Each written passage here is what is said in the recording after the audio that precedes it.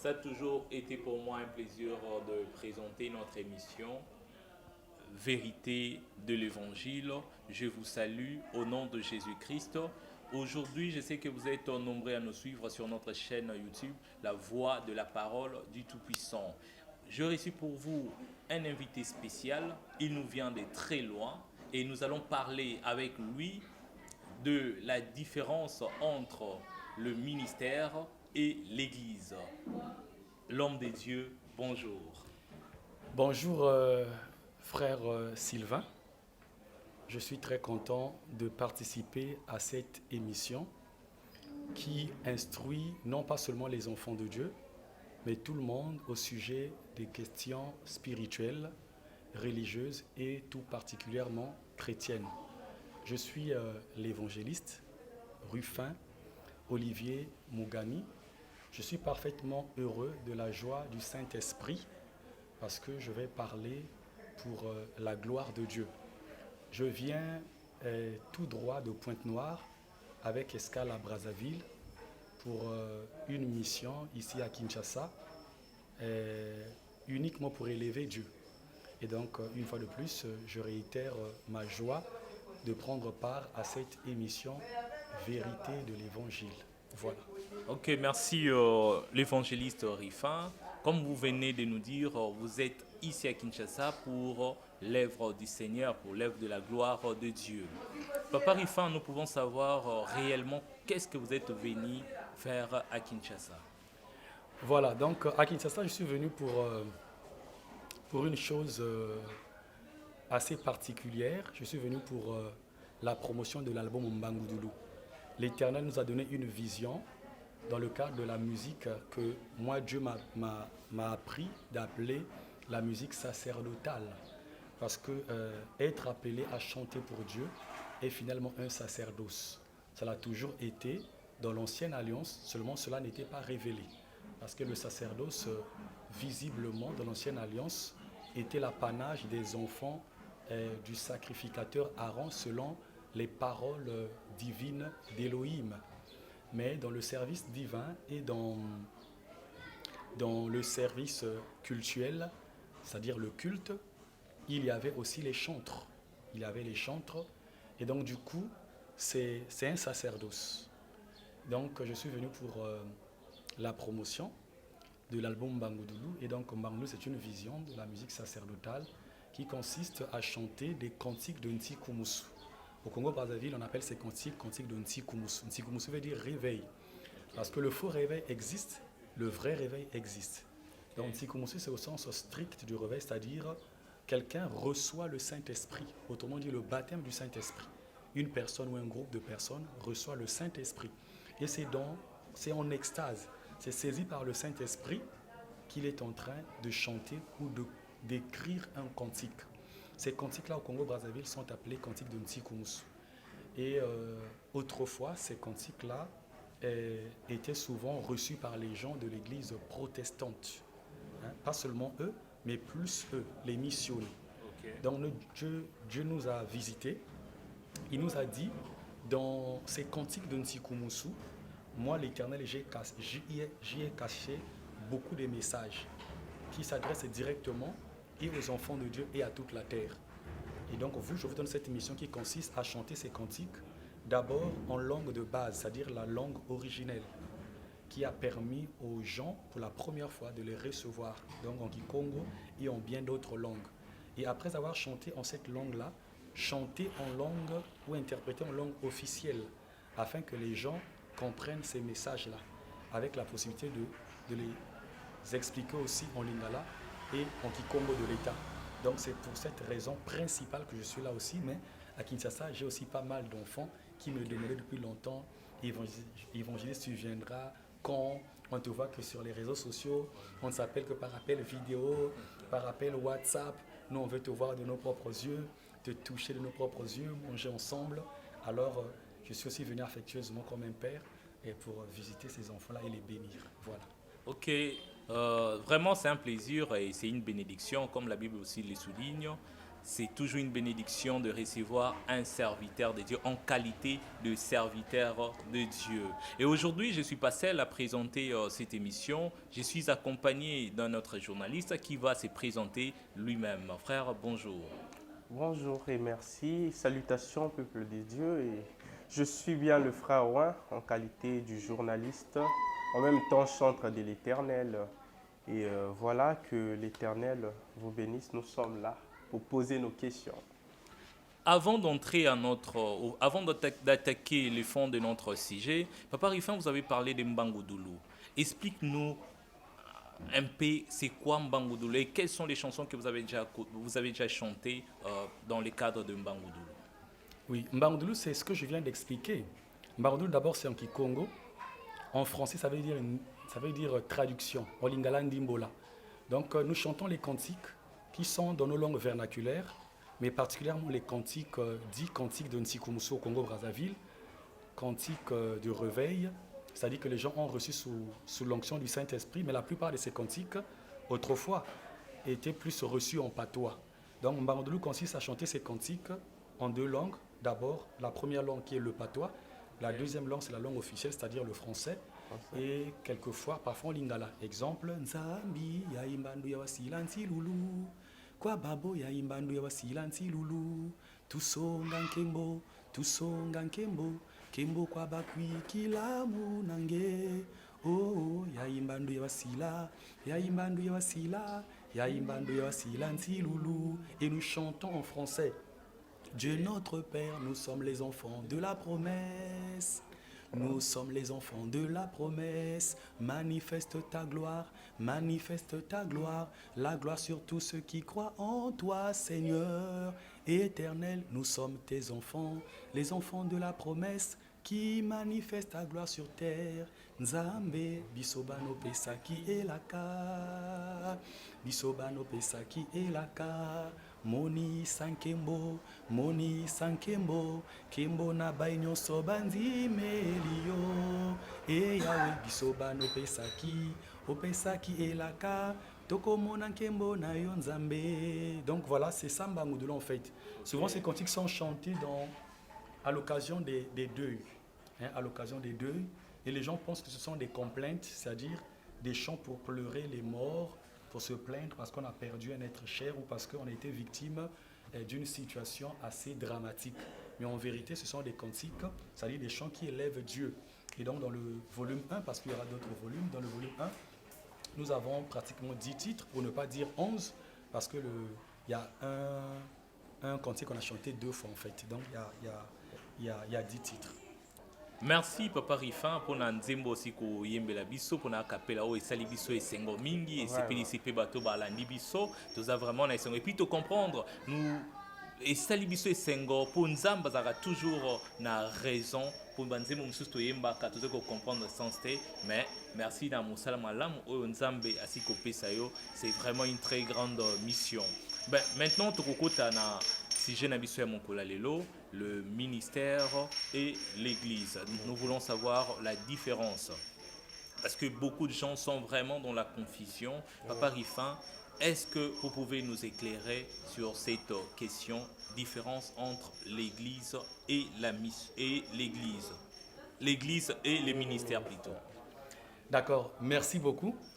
Nakumisi Nzambe, ndenge naza liboso na bino, pona kolobela thème est très important. Parce qu'autant de fois, parfois, mon âme est parfois attristée, mais tristesse soit n'eutaka plus na Saint-Esprit. Parce que confusion est kota mingi na mosala ya Nzambe. Quand Jésus est venu sur terre, dans Matthieu 16, à partir du verset 18, 19 et 20, il fait mention pour la première fois de l'église. À l'obin Simon, Osa Simon, maintenant tu es Pierre, et sur cette pierre je bâtirai mon église. La pierre dont il est question, c'est la révélation du mystère de Christ, ce que lui-même Christ est, c'est-à-dire il est la parole de Dieu. Et donc l'église c'est quoi?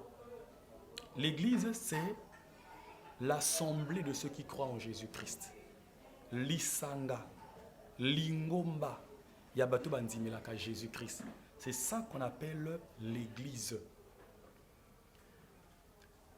Et l'Église, dans une autre dimension, c'est quoi?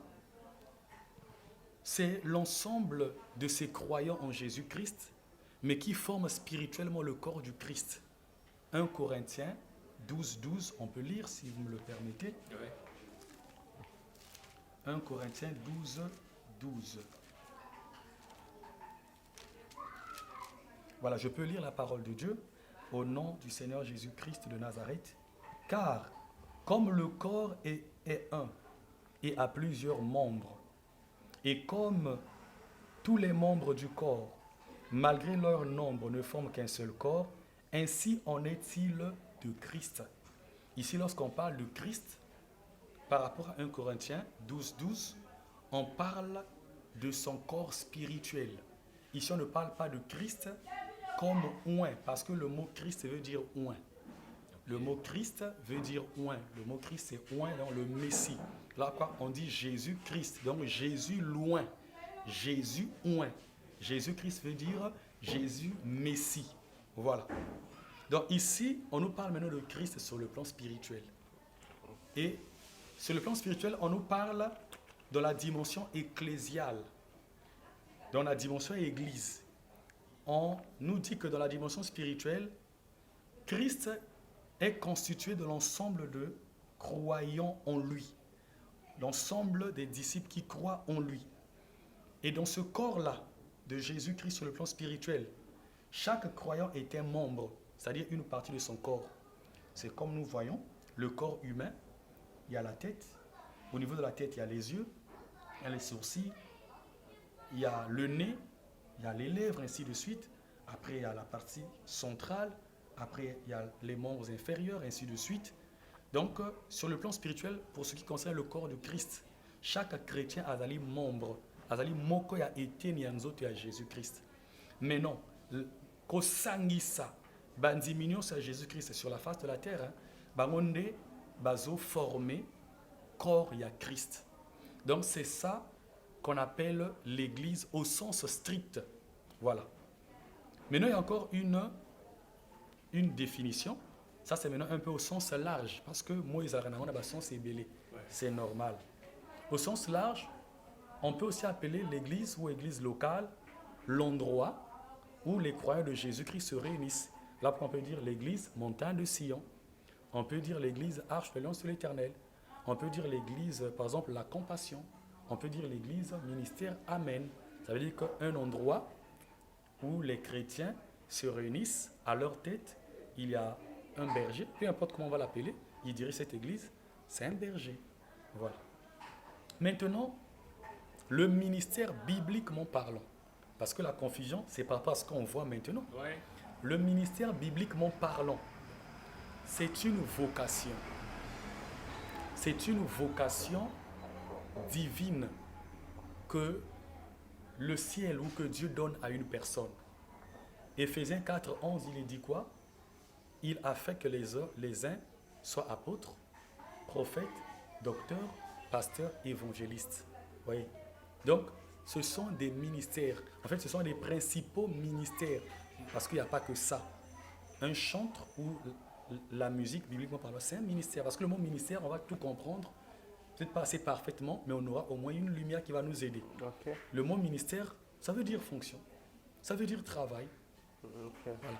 Donc, Éphésiens 4, 11, apôtres, prophètes, évangélistes, docteurs, c'est-à-dire ce sont des vocations. C'est-à-dire ce à quoi on a été appelé. Ce sont des responsabilités managériales, de commandement pour diriger les hommes, pour diriger l'Église. Donc, c'est ça qu'on appelle ministère. Maintenant, pour comprendre ça encore, parce que parfois on s'embrouille, j'aime prendre l'exemple de l'organisation administrative ou du travail dans nos États, même dans le cadre de la politique. Quand on dit non, ministère des Finances, ça veut dire Esika Yamo Sala. Esika Yamo Sala. Là où on traite les problèmes de finances concernant le pays. quand on dit ministère des Finances. Donc, Eza et Sikayamo Sala. Mais on a Sikayamo Sala wana, mokonzi aleki bakonzi nyonso, babinga kaye ministre. Donc, ministre veut dire quoi? Nakacha ministère, tout ça par exemple, le ministère de Finances. C'est-à-dire, moto azo gérer ma cambonion sur la finance dans l'école. Ils ont des ministres. Donc, c'est un poste de commandement. Donc, c'est un poste de commandement. Donc, même quand on parle, par exemple, du ministère de sport, ministère de l'éducation nationale, donc, Eza ici Kayamo Sala. Maintenant, celui qui dirige, on l'appelle ministre. Donc, c'est le travailleur le plus élevé en matière de l'éducation nationale. Ministère de la Santé, Eza ici Kayamo Sala. Maintenant, le travailleur le plus élevé, c'est le ministre de la Santé. Donc, ministère Ezali et Sikayamo Sala, ministère Ezali Mo Sala. Maintenant, revenons dans la Bible. Donc, lorsqu'on dit ministère, c'est-à-dire Ozana Mo Sala ya Nzambe. Maintenant, Mo Sala wane kozala. Bon, par rapport à ceux dont on parle de ministère et église. Donc, je ne veux pas prendre le ministère de l'Inter, parce que ce sont des ministères. Donc, lorsqu'on dit que tu es ministre de Dieu ou tu es apôtre, ainsi de suite, ça veut dire que non, Ozwa Mosala. Donc, Mosala n'est qu'Ozala, tu es apôtre, tu es prophète, tu es pasteur, tu es évangéliste. Maintenant, Oza élevé dans la église. C'est-à-dire parmi les fonctions les plus élevées, c'est l'apôtre ou les vocations, l'apôtre, le prophète, l'évangéliste, le docteur, ainsi de suite. C'est en qualité de l'un de ces ministères que tu peux diriger une église. Le frère Ouin a dit qu'il est chantre. Il ne peut pas diriger une église en qualité de chantre. Toi aussi, tu pouvais être intercesseur. Tu ne peux pas diriger une église en qualité d'intercesseur. Le frère Hervé, il est derrière la caméra. Il peut être dans l'église, dans la commission médias et communication. Il ne peut pas diriger l'église en cette qualité-là. Mais pour diriger l'église, il faut être un ministre. Il faut être investi de cette autorité-là, de ce ministère de commandement. Apôtre, prophète, évangéliste, docteur. Oui, merci Papa Rifin pour la définition que vous venez de donner. Et je crois que bato bazola na biso bango nyonso basepeli na comprendre ba zone d'ombre ezali kati na bango esi kolongwa to sosoli ete église ezali na des dimensions pe to sosoli ete ministère ezaka ka mosala o basi kopesa yo. Bon Papa Rifin, ici à Kinshasa il y a beaucoup de confusion. Aujourd'hui à Kinshasa surtout les jeunes ont créé beaucoup de ministères et les ministères sont un peu différents des églises. Qu'est-ce que vous pouvez dire Papa Rifin? Bon, comme je l'ai dit au début, parfois c'est des choses qui m'attristent. Ce qui se fait n'a aucun fondement biblique. Ce qui se fait n'a aucun fondement biblique, c'est-à-dire vous réunissez les gens qui croient en Jésus-Christ et vous appelez ça ministère. Ça devrait seulement s'appeler église. Maintenant, par contre, l'église est elle-même un grand ministère parce que le mot ministère, ça veut dire travail. Ça veut dire service. C'est ce que ça veut dire. Voilà pourquoi en lingala on dit, supposons si le frère Ouin s'affaiblit dans le cas du service de l'église, on dit ah yo tik mosala nzambe. Bien moninga tout il est mosala nzambe. Voyez. Donc ce qui se fait, pas seulement les jeunes, mais tout le monde, bien que c'est plus les jeunes que non, on a des gens qu'on rassemble. Et pourtant ce sont des chrétiens aussi qu'on rassemble, on appelle ça ministère, ça n'a aucun fondement biblique. Même s'il y a le Saint-Esprit qui agit là-bas, même s'il y a les dons qui se manifestent, parce que le don est d'abord en l'homme, voilà, ça n'a aucun fondement biblique. Donc, dans ce sens-là, c'est toujours une église, peu importe les règles, les principes que vous allez créer pour créer une différence entre l'église et le ministère. Ces exemples-là, j'allais dire, ces règles-là n'ont pas pour fondement la Bible, sinon que les pensées humaines ou des pseudo-révélations. Ok, merci Papa Rifin. Est-ce que nous pouvons dire que ceux-là qui ont créé des ministères, ils vivent dans le péché? Oui, ce qu'ils font n'a aucun fondement biblique. Par contre, Dieu comprend l'homme. Il arrive que l'homme soit dans la faiblesse et Dieu le regarde lorsque cela ne peut pas le conduire à l'enfer. Parce que ce que Dieu veut, que les gens soient sauvés. Or, il est encore écrit dans les Écritures, là où 2 ou 3 sont assemblés en mon nom, je suis là au milieu d'eux. Donc, Dieu peut aussi être avec eux, Dieu peut se manifester avec eux dans le cas de cette parole, là où 2 ou 3 sont assemblés en mon nom, je suis là au milieu d'eux. Voilà pourquoi la plupart de ces ministères, après, finissent par être des églises. Pas tous ces ministères, mais certains. Voilà, donc, tel que nous sommes là, si nous mettons à prier, Dieu sera là, parce que c'est sa parole. Là où 2 ou 3 sont assemblés en mon nom, je suis là au milieu d'eux. Parce que le Christ voulait enlever dans les Juifs, dans la tête des Juifs, l'idée selon laquelle il faut seulement aller à Jérusalem. Il faut seulement aller sur la montagne de Dieu. Il faut seulement à Jérusalem et dans le temple. C'est là où Christ dit à la femme samaritaine dans Jean 4, l'heure vient où les adorateurs adoreront le Père en esprit et en vérité. L'heure vient où ça ne sera ni à Jérusalem, là il y a le temple de Dieu, ni à la montagne, ni à Jérusalem, mais les vrais adorateurs adoreront le Père en esprit et en vérité. Donc, on ne va pas l'enfer parce qu'on a fait un ministère, non. On ne va pas l'enfer parce qu'on évangélise, on ne va pas l'enfer parce qu'on a prêché dans le bus. C'est pas aussi écrit dans la Bible, mais moi la Bible dit allez partout. On ne va pas l'enfer parce qu'on a prêché dans un train. On ne va pas l'enfer parce que, entre guillemets, on a créé ce qu'on appelle ministère.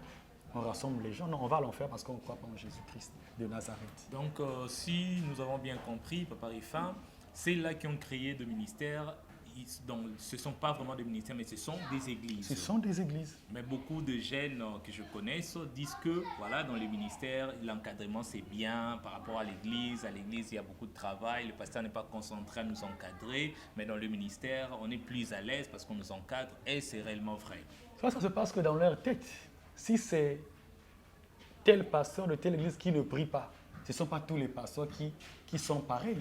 Mais aussi sur le plan, si psychologiquement, cela est rentré dans la tête de plusieurs serviteurs de Dieu. Quand il est à l'église, peut-être il travaille moins ou il travaillera moins ou on prendra moins soin de lui. Et quand il est dans le ministère, il se donne ou encore... Parce que les mêmes personnes qui travaillent à l'église travaillent aussi dans le ministère. Moi, je connais pas mal de gens. Il est à côté d'un pasteur, c'est-à-dire dans une église. Bien disons, il est dans une église et même proche de ceux qui dirigent. Il est modérateur, il est prédicateur, il est traducteur. Et il occupe une place de choix. Là-bas, peut-être il travaille moins. Mais lui-même aussi a un ministère. Et dans le ministère qu'il dirige, il travaille beaucoup, il jeûne beaucoup, il va beaucoup à la montagne, il prend soin des brebis. Mais pourtant, dans l'église, il a aussi des fonctions qui lui permettent de faire la même chose. Dans l'église, il est même responsable de l'intercession. Dans l'église, après le pasteur, en tout cas, il est dans ce collège des serviteurs de Dieu qui sont proches du pasteur. Donc, ça ne se passe que dans sa tête. L'apôtre Paul, c'est vrai, parce qu'un apôtre, tu ne peux pas être un apôtre sans pourtant aussi avoir des capacités pastorales, c'est-à-dire être pasteur, diriger. Un apôtre, c'est ce ministre de Dieu qui a en lui les capacités d'un pasteur. D'abord, d'un évangéliste, parce qu'il faut d'abord gagner les âmes d'un évangéliste. Et les âmes que tu gagnes, il faut les entretenir, il faut les nourrir dans les capacités d'un pasteur, les capacités d'un docteur. Il faut les enseigner, leur enseigner la doctrine. Il faut leur enseigner la doctrine. Il y a aussi les capacités prophétiques. Voilà pourquoi les apôtres sont caractérisés par la révélation. Et dans la révélation, il y a la prophétie, il y a même la dimension des visions. C'est ce qui forme en fait l'apôtre. Voilà, c'est ce qui forme l'apôtre. Donc ça se passe que dans la tête des gens. Ok, Papa Rifan, nous avons... Donc, excuse-moi s'il te plaît. Donc, si nous prenons l'apôtre Paul, qui va dire que l'apôtre Paul ne formait pas bien? En fait, qui peut oser le dire que l'apôtre Paul ne formait pas bien? C'était le ministère, c'était l'église. Lui-même ne parle que d'église. Dans la Bible, il n'y a pas une seule épître que Paul a dédiée à un ministère. Que non, épître de Paul au ministère ceci, au ministère de Corinthe. C'est à l'église de Corinthe, à l'église d'Éphèse, à l'église de Colosse, etc. Voilà. Donc, Papa Rifin, si nous avons bien compris, est-ce le fait de créer des ministères, c'est juste un jet diabolique pour créer des églises comme des champignons partout? Ou c'est vraiment aussi la volonté de Dieu, vu que le jeune, au lieu qu'un jeune soit ailleurs, il est là, il crée le ministère, ou soit c'est juste pour gagner de l'argent? Bon, mais toutes les raisons sont valables. Jésus est venu pour établir l'Église, pas les ministères. Jésus est venu pour établir l'Église. Voilà pourquoi à chaque ère, il y a toujours un vent, même que le diable envoie. Bien que parfois Dieu sait aussi prendre le diable dans son propre piège. Hein? Donc, Dieu c'est un Dieu d'ordre. Parce que dans l'Église, on te forme.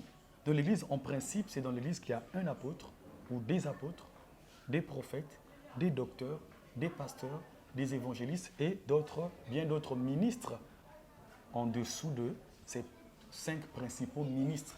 Là aussi, il y a des formations. Là aussi, il y a tout ce qu'il faut. Donc, en même temps, c'est un vent pour... bon, ce n'est pas seulement dans les ministères qu'on gagne de l'argent. Il y a même des pasteurs qui sont dans les églises et qui se font de l'argent au nom de l'église, au nom de la parole de Dieu. Ce n'est pas seulement ceux qui créent les ministères. Parce que dans le fond, il n'y a pas de différence. Sauf dans la tête des gens, des serviteurs et servantes de Dieu. Mais non, il y a aussi le jeu du diable pour fragiliser les églises. Dieu a donné à Moïse une mission. Donc Moïse, c'est l'homme fort. Mais autour de Moïse, Dieu met Aaron, le souverain sacrificateur, un homme fort. Et les enfants d'Aaron étaient aussi des hommes forts. Ils ont été une force pour Moïse.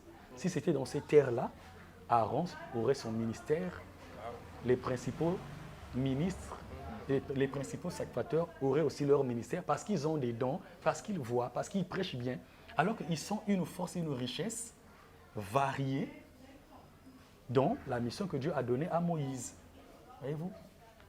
David, Dieu l'a appelé, il lui a donné une mission, même dans le cadre de la royauté, en Israël. Mais il était entouré des hommes forts. Une seule épée, une seule arc, tuer 200 personnes ou plus, ou 300 personnes. C'était des hommes forts qui étaient autour de David. Aujourd'hui, ces généraux-là qui étaient autour, ces hommes forts qui étaient autour de David, auraient chacun leur ministère pour fragiliser la royauté de David. Mais ils ont été fidèles. Donc c'est en même temps un vent pour fragiliser l'Église et pour que les églises ne s'éternisent pas. Dès que le visionnaire meurt, l'Église aussi meurt. Et donc il y a aussi ça. Mais pour ce qui concerne l'argent même de l'Église, il y a aussi des pasteurs qui sont là pour de l'argent. Ça n'a rien à voir avec le ministère, ce problème d'argent. Ok, merci l'évangéliste Rifin. On n'est pas à monopoliser la parole. Je vais passer la parole à notre frère, à un autre journaliste, le frère Ouin. Merci beaucoup, l'évangéliste. Je vous ai bien suivi. Ma première question est la suivante. Au début, vous avez repris à 2 fois déjà, vous avez dit que cette vision apporterait de plus, même aux enfants de Dieu, même à ceux-là qui ne sont pas enfants de Dieu. Quelle vision? La vision, que ce soit Mbangoudulu, que ce soit le sujet auquel nous sommes en train de discuter. Oui. Donc, cela apporterait de plus aux enfants de Dieu, oui, et même à ceux-là qui ne sont pas enfants de Dieu. Oui. C'est par là que nous voulons comprendre et comment cela pourrait apporter de plus à ceux-là qui ne sont pas enfants de Dieu, cependant qui ne s'intéressent pas aux choses de Dieu. Et voilà, ça c'est la première question. La deuxième est la suivante. Vous avez parlé des églises. Vous avez parlé que dans chaque quartier, ces rassemblements ne sont pas des ministères, ce sont des églises. Vous avez même parlé de l'église de Corinthe, etc. Alors, en même temps, vous avez parlé que tous nous constituons le corps du Christ, nous constituons une église. Et nous voulons aussi comprendre l'univers entier est une église, ceux-là qui sont en Christ, ou alors il y a plusieurs églises. C'est dans ce sens-là que nous voulons. Et ou alors c'est plusieurs églises qui forment une église. Merci. Donc, je reprends à ta première question. Et la deuxième, tu pourras peut-être encore la reposer au cas où je vais perdre le fil d'idée. Oui. Voilà. Quand Christ vient sur la terre, en Israël, tous ne croyaient pas en lui. Donc, il a commencé à évangéliser, il a gagné les âmes. Donc, on ne doit pas être étonné qu'on dise que ce que l'on dit va édifier les gens qui ne croient pas en Dieu. Parce que ceux qui ne croient pas en Dieu, qui ne connaissent pas Dieu, ça ne veut pas dire qu'ils n'ont pas la soif d'un Dieu. Hein? Ou bien qu'ils n'ont pas la soif du salut, ou bien ils ne veulent pas que leur vie change. C'est juste pour dire que non, même toi et moi, peut-être qu'on n'a pas été enfant de Dieu il y a 10 ans, il y a 15 ans, il y a 20 ans. Voilà pourquoi la repentance existe. Or, la repentance, c'est quoi? C'est reconnaître ses péchés, regretter ses péchés, abandonner ses péchés et marcher dans la sanctification et demeurer dans la sainteté. Donc, lorsque quelqu'un écoute la vérité, qui n'avait jamais écouté ou qui n'avait jamais comprise, cette vérité peut l'emmener à changer, à donner sa vie à Christ. Donc, pour ça, c'est que ce soit par rapport au thème ou par rapport à Mbangoudoulou. Parce que Mbangoudoulou, les cantiques sont dans nos langues, dans nos patois. Or, beaucoup de gens ne connaissent pas leur patois. Maintenant, tant que tu ne comprends pas un message dans un patois, comment tu vas marcher par rapport à ce qui est dit dans ce cantique-là? Tu ne peux pas. Je prends un exemple. Il y a un cantique qui est dans une langue qu'on appelle au Congo-Brazzaville Bémé. Maintenant, dans ce cantique-là, je chante ce cantique et puis je vais vous expliquer. Nzila ya menza mbiri ya ila mukuna mayo mukusis mamabi ambala nzile ya ila mukuna mayo mukusis mamabi. Dans ce cantique-là, c'est Dieu, c'est le Christ, c'est le Saint-Esprit qui parle. Ils disent, mon chemin à moi est long. Pour le suivre ou pour marcher dans ce chemin-là, il faut demeurer dans la sainteté. Tant que tu ne comprends pas, c'est voilé. Mais quand tu comprends, tu peux te dire, merde, mais moi je vis dans la souillure, dans les abominations. Je dois rentrer dans ce chemin de sanctification et de sainteté parce que c'est là l'exigence de ce chemin-là. Donc, lorsque un message est compris, les gens peuvent se convertir, même par rapport à ce thème.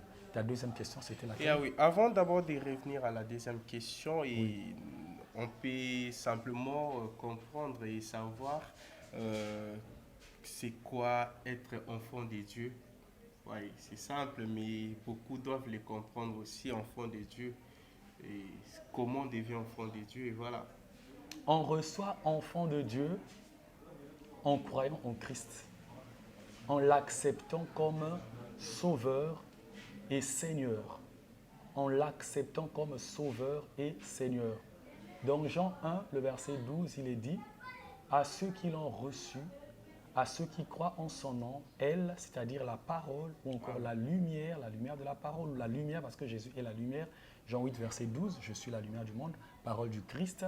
Donc on devient enfant de Dieu en croyant en Jésus-Christ, en demeurant dans sa parole. Pas seulement croire pour croire, mais il faut prouver qu'on a cru en demeurant dans la parole. Voilà pourquoi dans Jean 8, le verset 31 et 32, il est dit, si vous demeurez dans ma parole, vous êtes vraiment mes disciples. Vous connaîtrez la vérité et la vérité vous affranchira. Donc pour devenir enfant de Dieu, il faut recevoir Jésus-Christ comme Sauveur et Seigneur. Et pour le recevoir, il faut avoir cru en lui. Romains 13, 13. Ah oui, merci beaucoup. Et nous revenons à la question. Et parce que ça nous semble un peu compliqué d'entendre voir plusieurs églises et en même temps parler de plusieurs églises comme l'apôtre Paul signé. Et là, vous avez parlé d'un seul corps dans l'univers. Et par là, nous voulons comprendre, ce sont plusieurs de ces églises qui constituent le corps du Christ, où il existe réellement plusieurs églises. Et voilà. D'accord, merci. Je vais d'abord corriger ce que je viens de dire en termes de verset biblique. J'ai dit Romains 13, 13. Ah oui. C'est Romains 10, 13. Car quiconque invoquera le nom du Seigneur sera sauvé. Et on invoque par la foi. Ah oui. L'Église, c'est d'abord l'ensemble des véritables disciples du Seigneur Jésus-Christ de Nazareth. Ça veut dire quoi? C'est l'Église universelle. C'est-à-dire c'est vu de façon générale. Depuis que Christ est mort à la croix, ceux qui ont commencé à croire en lui jusqu'au dernier des croyants que seul lui-même connaît. Parce que Jésus n'a pas deux corps. Jésus n'a qu'un seul corps. Et même ceux qui sont dans son mystère avant sa venue. Parce que personne ne dira que Moïse est hors de l'Église. Non. Personne ne dira que non, Abraham est hors du corps du Christ. Non. Pourquoi? Parce que dans l'ancienne alliance, Christ agissait. Mais il était un mystère caché. Ah oui. Voilà, il était un mystère caché. Voilà pourquoi Paul dit le mystère caché de tout temps et dans tous les âges, mais révélé au temps où nous sommes. En fait, c'est Christ. Voilà. Donc, ça, c'est dans le cadre universel et général. Tous ceux qui sont sauvés, même avant la venue du Christ, avant qu'il ait exercé son ministère sur la terre, et ceux qui sont sauvés à partir de son ministère sur la terre, soit tel qu'il l'a exercé lui-même, ou soit tel que exercé par les apôtres après la mort, la résurrection, l'ascension du Christ et la descente du Saint-Esprit. Ça, c'est sur le plan général, et spirituel et universel. Maintenant, lorsque nous descendons sur la terre aussi a une organisation que Dieu a permise. Je prends un exemple. Au début, quand Dieu crée Adam et Ève, il n'y avait pas de limitation des nations. On peut dire que toute la terre était pour Adam et Ève. Maintenant, leur territoire privé, c'était le jardin d'Éden. Maintenant, après, ils se sont multipliés. Bon, après, il y a eu le péché. Dieu a fait disparaître le jardin d'Éden, qui n'était qu'une préfiguration du royaume des cieux. Il a fait disparaître. Ils ont commencé à se multiplier. Et après, Dieu a permis qu'il y ait découpage de la terre en royaume. Voilà, en royaume.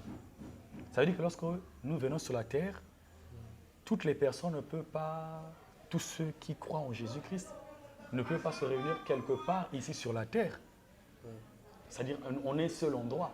Que tu sois français, américain, congolais, angolais, tu seras ici comme on te de la Jésus. Mais voilà, tu retournes en Afrique, mon bimbo. Donc imaginons que non, bon, tous les chrétiens ne se réunissent qu'en Afrique. Donc, les Indiens ou les Croyants en Afrique, les Français, les Américains, mais tu retournes sur le continent africain. Mais non, quels seront les moyens, même à l'étape actuelle de la science, quels seront les moyens qui seront utilisés pour que le conducteur de le chantre, le conducteur de chant te yokaye. Ah, tu vois. Maintenant, le prédicateur, il va utiliser quoi? Vous comprenez? Alors, qu'est-ce que Dieu a permis? Il a permis qu'il y ait des églises dites locales. Même en Israël, à part le grand temple. Parce qu'en Israël, il n'y avait qu'un seul temple. Maintenant, à part le temple, il y avait des synagogues. Dans les synagogues, c'était comme des petits temples où il y avait culte presque tous les jours, où chacun, ceux qui avaient la capacité de prêcher, d'enseigner, d'édifier, pouvaient prendre la parole pour édifier. Donc même en Israël et même hors d'Israël, quand Paul évangélisait dans la Grèce ou en Europe, voilà, il y avait des synagogues des Juifs. Voilà, donc Dieu avait permis ça. Maintenant dans le christianisme, même avec l'apôtre Paul, nous voyons des églises de maison, les églises de Corinthe. Ça devient des églises locales, c'est-à-dire qui concernent une localité. Voilà. Donc l'église de Corinthe, l'église d'Éphèse, ainsi de suite. Donc, à part l'église universelle, qui est la vraie église? Pourquoi? Parce que lorsqu'on dit les véritables enfants de Dieu, l'ensemble des véritables enfants de Dieu forment l'église, le corps du Christ. Ça, ce sont les vrais que seul lui-même connaît. Mais non, quand on vient sur le plan humain, matériel, il y a des églises locales. Telle église, telle église, telle église. Là, ça semble des gens qui s'estiment être enfants de Dieu. Mais il n'y a que Dieu qui connaît les vrais. Ah oui. Donc maintenant, il ne faut pas penser que tous ceux qui prient là, quelle église? L'église, par exemple, ce n'est pas Jérusalem éternelle, que tous sont réellement des vrais enfants de Dieu. La vraie église, elle est spirituelle, c'est le corps du Christ, 1 Corinthiens 12, 12. Ah oui. Et finalement, je pose une dernière question pour cette partie. Et déjà, nous sommes bénis, c'est beau à entendre. Et voilà, ma troisième question est que allez et faites de toutes les nations mes disciples. Et alors, le disciple de Dieu, tout disciple de Dieu doit toujours et doit obligatoirement avoir un ministère. C'est ma question. Et parce qu'il a donné aux autres le don de prophétie, le don de parler en langue, le don de miracle, ainsi de suite. Alors, tout disciple de Dieu, doit-il avoir un don? Doit-il avoir un ministère? Doit-il être ministère? Et c'est ce qu'on doit comprendre pour que chacun puisse prendre sa charge en main. Donc, c'est ma troisième question. Merci beaucoup. Matthieu 28, le verset 19. Oui. Allez partout dans le monde, faites de toutes les nations des disciples. Le souhait de Dieu, ce qu'il veut, sa volonté parfaite même, c'est que tout être humain dans ce monde soit disciple de Christ, c'est-à-dire soit sauvé. Parce que tu ne peux pas être sauvé si tu ne crois pas en Jésus-Christ de Nazareth. Maintenant, pour ce qui est, je vais commencer par les dons. Pour ce qui est des dons, tout enfant de Dieu a forcément au moins un don. Parce que comment l'Église a commencé à se manifester, pas naître, à se manifester, c'est quand le Saint-Esprit est descendu. Parce que comment qu'on descende, les apôtres et tous les disciples qui marchaient avec Christ, c'est déjà en fait le germe, c'est déjà cette Église qui commençait en fait à se former, qu'on ne veuille pas. Et Christ était sur la terre, ceux qui étaient autour de lui, et lui-même au cœur. C'était déjà l'Église qui était là en fait. Maintenant, quand il est parti, l'Église a commencé à se manifester sans Christ physiquement, parce qu'il était mort, ressuscité et reparti vers le Père. C'est quand le Saint-Esprit est descendu. Que disent les Écritures dans Acte 2, de 1 à 4, que ce qui symbolisait cette véritable Église à l'époque, parce que ce n'est pas un hasard qu'ils se retrouvent tous dans la chambre haute, au lieu qu'ils soient 11, parce que Jésus avait 12 apôtres. Le 11e, c'est Judas qui l'avait trahi. Au lieu qu'il soit seulement au nombre de 11 apôtres, ou peut-être avec Marie, la mère de Christ, ou peut-être quelques femmes, quelques maris de Magdala, ils se sont retrouvés au nombre de 120. Ils se sont retrouvés au nombre de 120. C'est une image de la pluralité en termes de nombre. Qu'est-ce que la Bible dit? Le Saint-Esprit était descendu sur eux tous. Et ils se mirent tous à parler en langue, tel que l'Esprit leur poussait de s'exprimer. Donc, lorsqu'on est un enfant, maintenant, Dieu avait voulu qu'au début, que le parler en langue soit un signe pour montrer que le Saint-Esprit est descendu, pour distinguer les disciples du Christ et ceux qui étaient dans le judaïsme. Donc, c'était un message pour dire que non, tout enfant de Dieu a forcément un don du Saint-Esprit. Pourquoi? Un véritable enfant de Dieu, en fait, c'est celui qui, en croyant en Christ, en le recevant comme Sauveur et Seigneur, après avoir reçu le baptême d'eau, reçoit aussi le baptême du Saint-Esprit. Or, quand le Saint-Esprit vient, il te donne forcément des dons. Il te donne forcément des capacités divines qu'on appelle des dons. Si ce n'est pas la prophétie, c'est la vision. Si ce n'est pas la vision, c'est le parler en langue. Si ce n'est pas le parler en langue, c'est la traduction des langues. Et il y a plusieurs dons, guérison. Il y a forcément un don. Maintenant, je remonte au ministère. Non, on n'est pas tous ministres de Dieu. On n'est pas tous ministres de Dieu. C'est à noter. Voilà. Mais il y avait beaucoup de personnes qui suivaient Christ. Parfois, ils nourrissaient 5000, 4000 personnes. Attention, 4000 hommes. Parce qu'on disait 4000 sans compter les femmes et les enfants. Or, en général, en matière Makambo Nzambe, Bassi, voilà, toujours rabelé. Et moi, c'est parfois comme ma banaï, baneba bika. Hein? Baneba bika. Donc, ça veut dire quand on parle de 4000, ça veut dire ils sont même plus de 10 000. Quand on parle de 5000, ils sont même plus de 12 000. Mais Jésus n'a choisi que 12 pour les élever afin d'être des ministres principaux, des ministres de commandement.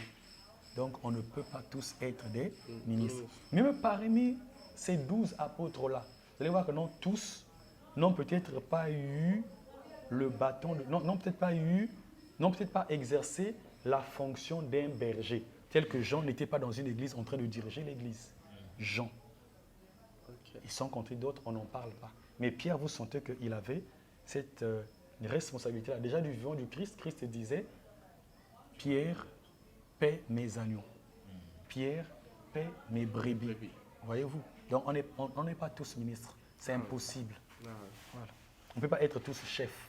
Et voilà, merci. Je pense que les questions sont continuelles et je peux remettre le micro à notre journaliste principal. Voilà. Merci le frère Rouen pour tes brillantes questions et merci à notre invité, l'évangéliste Rifin, pour ses éclaircissements qui vient de nous parler, de nous expliquer la question de savoir l'Église et le ministère. Je crois que c'est là qui nous suivent, c'est là qui sont nombreux en train de nous suivre. Ils ont compris la différence ou l'importance de l'Église et la différence entre l'Église et le ministère, comme l'a bien expliqué l'évangéliste Rifin. Mon papa Rifin, bateau belé, bazoloba, était dans le ministère, parce que surtout, comme je l'avais bien souligné, beaucoup plus sont des jeunes. Maintenant, les jeunes là sont appelés des daddy. Daddy. Est-ce que c'est important le lot bien avant daddy? Bateau basé qu'on dirige ministère. Donc voilà papa Rifin. Merci beaucoup, mais daddy c'est en anglais. En français, ça peut dire. Il faut qu'on côte ça moi anglais, na tant aux autres comme ministère, moi anglais côte après ça moi bien. Il y a un autre bien on daddy. Oui, justement, je réponds toujours à la question. Donc daddy c'est en anglais. En français, ça veut dire père. Celui qui conduit un ministère tel qu'ils le disent, mais en fait, c'est l'Église. Si on l'appelle père parce que c'est par lui que Dieu est passé pour que la personne reçoive, un, Jésus-Christ comme sauveur et Seigneur, et deux, que la personne croisse jusqu'à ce que Christ se forme en elle. Si on l'appelle père, c'est-à-dire père dans la foi, pas père spirituel, père dans la foi. Le père spirituel de tout le monde, c'est Dieu. Spirituel veut dire esprit. Donc le père de notre esprit, c'est Dieu qui en est le créateur et donc c'est lui le père. Donc si celui qu'on appelle daddy, peu importe son âge, si c'est un prédicateur et par sa prédication, il a fait d'une personne un disciple, parce que ça ne s'arrête pas là pour être père, mais après il l'a enseigné de manière qu'il croisse dans la foi et que Christ se forme en lui. Galates 4, 19, Paul dit « Mes enfants, pour qui j'éprouve de nouveau les douleurs de l'enfantement, jusqu'à ce que Christ se forme en vous. » Cette vie divine qui doit te transformer, qui doit changer ton témoignage devant les gens à l'image de celle de Christ. Donc si c'est par ce jeune ministre, ce jeune frère, ce jeune serviteur que Dieu est passé, et si c'est maintenant à la mode, ou si c'est conforme à l'écriture qu'on appelle une telle personne père, ou en anglais daddy, en espagnol, en portugais, je ne sais pas. Il n'y a pas de péché. D'accord, frère Rifin, il n'y a pas de péché, comme vous l'avez bien dit. Comme le berger qui dirige, on fait entrer un peu d'anglais parce que l'anglais, ça fait un peu du bien d'écouter daddy au lieu de dire papa, au lieu de dire pasteur. Bon, mais ça, c'est la chair. Voilà. Ça, c'est la chair, ça n'a rien à voir avec la vérité de l'évangile. Et puis, ça n'impacte en rien spirituellement. Alors, je peux dire daddy, amen. Vraiment, et celui qui a dit amen, et celui qui a dit amen. Ouais, toujours l'anglais. L'anglais, là, ça. Il n'y a pas de différence. Vraiment. Donc, il n'y a pas de différence, en fait. Ok. Comme vous venez de le dire, frère Rifin, l'évangéliste Rifin. Vous êtes toujours frère, hein? Moi, ça ne me dérange pas. Hein? À la base, je suis frère. Vraiment. Je ne suis pas sœur. Je suis frère Rifin à la base. Non, parce que certaines personnes, lorsque vous l'appelez frère, s'il est pasteur ou il est berger, il dit non, moi je ne suis pas frère. Non, moi ça ne me dérange pas. Nous sommes d'abord tous des frères. Le reste, la différence, c'est la vocation, la responsabilité que nous avons. Donc voilà. Ok. L'évangéliste Rifin, qu'est-ce que vous pouvez conseiller à ceux-là qui ont créé des ministères? Voilà, donc ce que je vais conseiller à ces différents ministres ou bergers des ministères, c'est d'abord de faire excessivement attention. Parce que ce vent de ministère, c'est aussi un moyen que le diable utilise pour fragiliser les églises. Il y a des églises dont à la tête nous avons des hommes oints qui ont reçu des promesses assez merveilleuses de la part de Dieu, établissant cette église même sur la face de la terre. Et voilà. Et qu'est-ce que le diable fait? Parfois, il passe par cette possibilité de ministère pour fragiliser ces églises. Tu vois, prenons l'exemple, moi j'ai mes enfants de la foi, ça peut être le frère Sylvain, le frère Ouin. On a passé 10 ans, 20 ans, 15 ans, je vous ai formé et je vous vois comme ma relève. Comment je veux me fatiguer, c'est vous. Ou même pendant que je suis fort, lorsqu'on aura besoin d'avoir des églises, soit en Europe, en Amérique, c'est vous que je vais envoyer. Et je compte sur vous je vous donne tout ce qu'il faut, ce que j'ai reçu de la part du Père, les enseignements, les formations, les consécrations.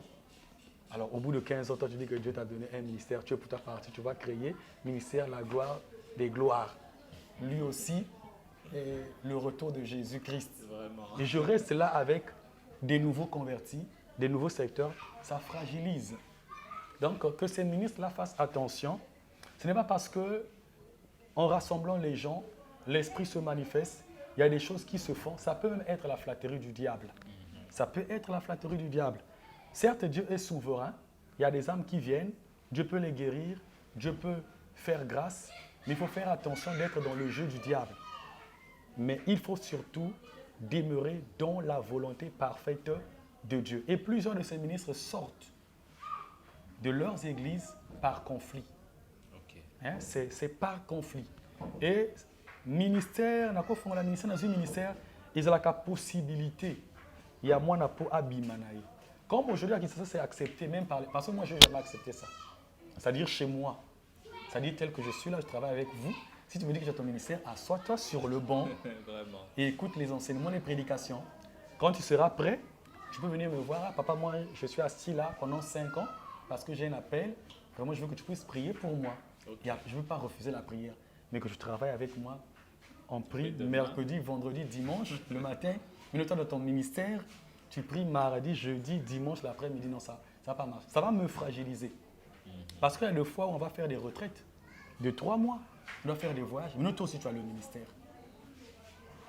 Et normalement, un ministère, je sais que je suis en train un peu de mélanger, je ne réponds pas pour ne pas trop s'écarter de ce que tu m'as posé comme question. Normalement, quand un enfant a un ministère, ça doit venir du Père. C'est-à-dire, même si toi-même tu as ta révélation, il faut que je t'appelle frère Ouin. Aujourd'hui, Dieu m'a parlé à ton sujet. Il m'a dit que tu es à côté de moi pour la formation. En fait, il t'avait appelé pour telle chose et telle chose. Bibliquement, ça se passe comme ça. Moïse avait Josué et Caleb. C'est Dieu qui parle à Moïse. Après toi, ça sera Josué. Consacre-le, ça se passe comme ça. Élie, c'est lui. Dieu l'a parlé, non, c'est Élisée. Ça se passe comme ça. Bibliquement, ça se passe comme ça. Même pour la royauté, David a préparé Salomon selon la révélation depuis que Salomon était tout petit. Mais aujourd'hui, comment les choses se passent, je suis là avec mes 2 enfants. Après, un jour, où un vient, oh papa, Dieu m'a dit, je dois commencer le ministère. Déjà moi je ne suis pas conflictuel, pour éviter que nous soyons en froid, parce que lui, déjà Dieu lui a dit. Bon, lui, Dieu lui a dit, est-ce que c'est moi qui va écouter? Vraiment. Parce qu'après, il y aura la réponse. Si moi je dis non, il va dire à papa ou daddy. Ouais. Moi, c'est à Dieu que je veux obéir et non aux hommes. Vous voyez? Donc, c'est là où je dis que ces ministres doivent faire attention. Ils doivent faire exorcisme. Ce n'est pas parce que Dieu permet ça que cela est divin ou que cela est dans la volonté de Dieu. Hein? Donc, à ce niveau-là, ces ministres-là doivent faire vraiment attention. Maintenant, par contre, comme j'ai dit, Dieu peut prendre le diable dans son propre jeu. Parce qu'aujourd'hui, il faut le dire, il y a des pasteurs. Quand je dis pasteur, c'est au sens large, pas au sens strict. Pasteur dans le sens, quelqu'un qui dirige une église. Il y a des pasteurs qui ont touché à l'interdit, qui sont dans les sciences occultes. Et ces pasteurs-là sont imminents. Ils ont du rayonnement, ils ont de l'influence. Et le diable les utilise pour initier les jeunes pasteurs. Donc Dieu, parfois, pour faire échapper ces jeunes serviteurs, certainement sur qui il compte, il permet qu'ils s'évadent. Mais au temps de la restauration, il peut toujours dire au ministre, ouais, quand l'église on n'est pas évangéliste Rufin. À condition d'obéir aussi à Dieu. Hein.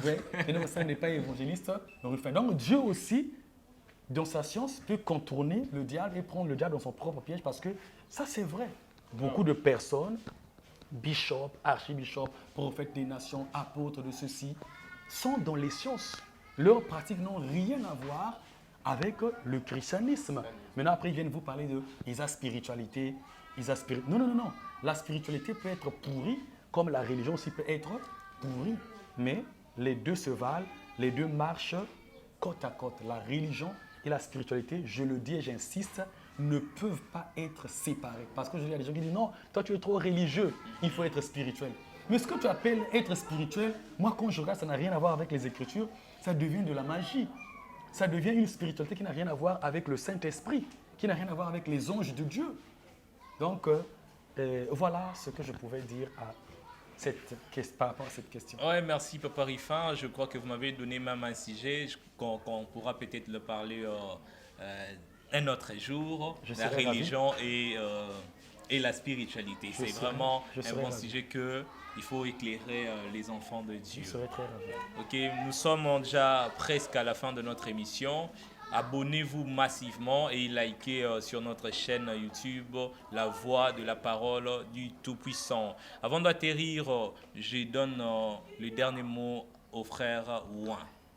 Et voilà, c'est vraiment un plaisir pour nous de vous recevoir, un plaisir d'entendre tout ceci. Et je me disais, si tout le monde l'entendait, voilà pourquoi vous devez vraiment vous abonner. Et voilà, ma dernière question est...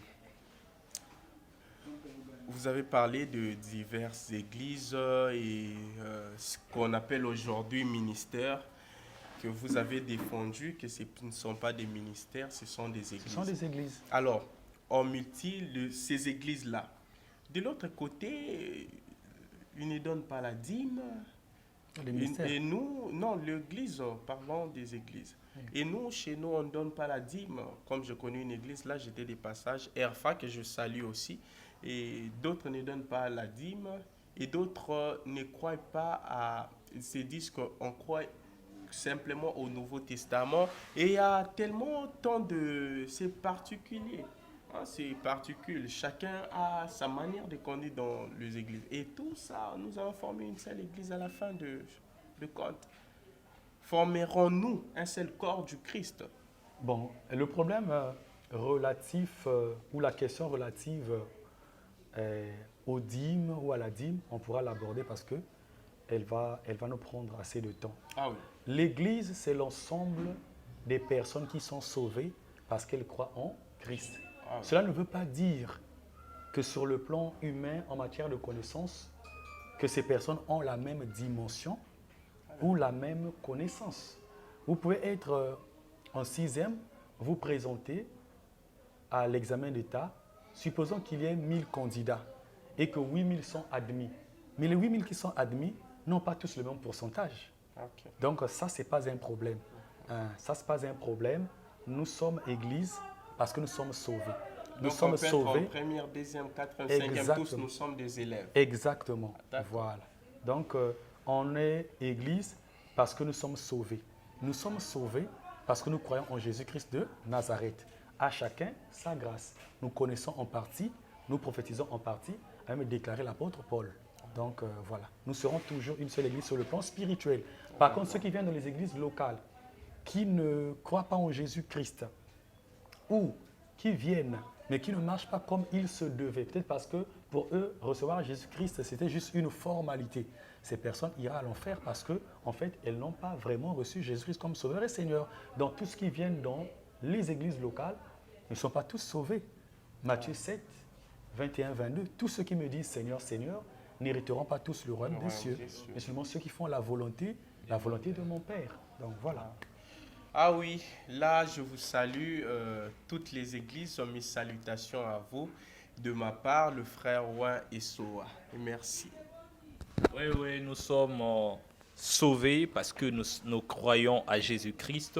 Nous sommes Église parce que nous croyons toujours en Jésus. L'évangéliste Rifan, nous voilà déjà à la fin. Je vous donne la parole pour dire les derniers mots. Mon dernier mot, c'est Deutéronome 6, le verset 5. Tu aimeras l'Éternel ton Dieu de tout ton cœur, de toute ton âme, de toute ton intelligence et de toute ta force. Aimons Dieu en vérité.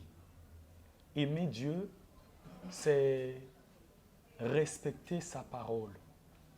C'est vivre selon sa parole. Ce n'est pas ce que l'on ressent. Dieu n'est pas sentimentaliste. Dieu est esprit. C'est nous qui avons des sentiments parce que nous avons l'âme, nous avons le corps. Voilà pourquoi dans Jean 14, 15, le Christ dit « Si vous m'aimez », puisque vous êtes en train de dire que non, vous m'aimez, vous m'aimez, vous m'aimez. Si vous m'aimez, il dit « Gardez mes commandements ».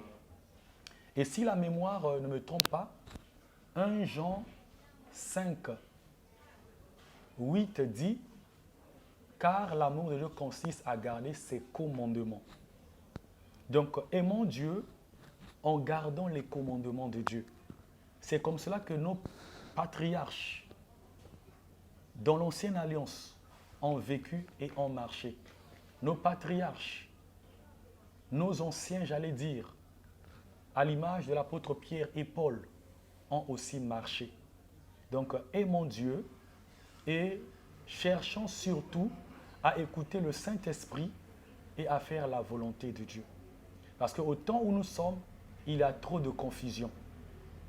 Il y a trop de confusion, il y a trop d'orgueil, tout le monde est leader. Tout le monde est leader, ce qui est faux. Parce qu'il y a des églises où on dit non, tout le monde est leader. Maintenant, pour essayer de camoufler ça, on dit tu es leader dans Ndenge Nayo. Non, non, non, il n'y a pas leader dans Ndenge Nayo. Ça, c'est déposer dans l'homme la semence de l'orgueil.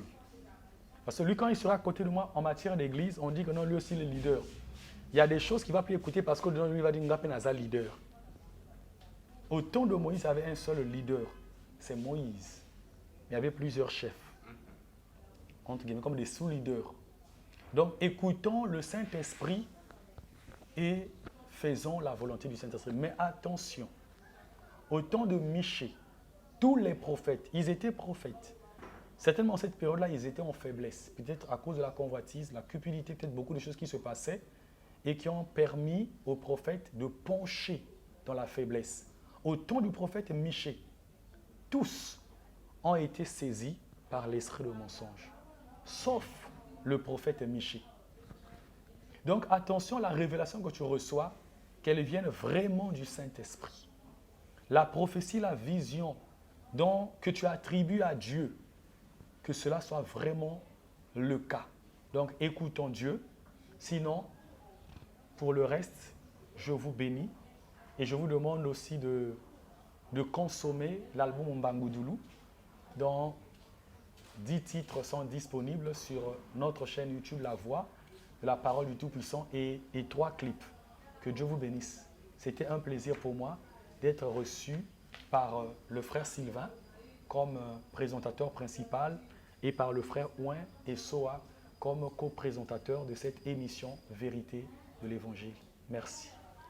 Merci beaucoup. Merci de suivre notre émission Vérité de l'Évangile. Vraiment, c'était un plaisir pour nous. L'homme de Dieu, nous te disons vraiment merci d'être disponible. Je vous remercie aussi. Ok. Et notre frère Ouin, merci d'accepter de présenter cette émission avec nous. Et merci à vous tous qui s'abonnent massivement sur notre chaîne YouTube La Voix de la Parole des Tout-Puissants. Aimons Dieu, aimer Dieu, c'est respecter ses commandements comme l'a bien souligné l'homme de Dieu. Merci, on se voit prochainement.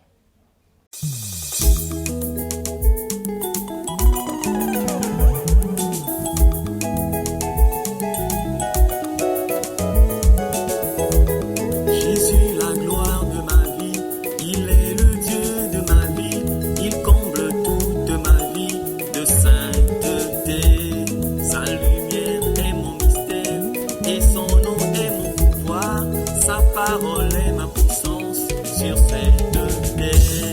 Il est le roi de ma vie, le Seigneur de tout mon être, le seul Dieu qui vit en moi, il est ma gloire. Il est le roi de ma vie, le Seigneur de tout mon être, le seul Dieu qui vit en moi, il est ma gloire. Jésus est la seule gloire de ma vie. Il est le Christ mystérieux et glorieux, le berger surnaturel et tout-puissant qui me conduit. En lui, toutes mes promesses divines sont oui et amen. Oh, ces promesses sont vérité et me poussent à l'adorer.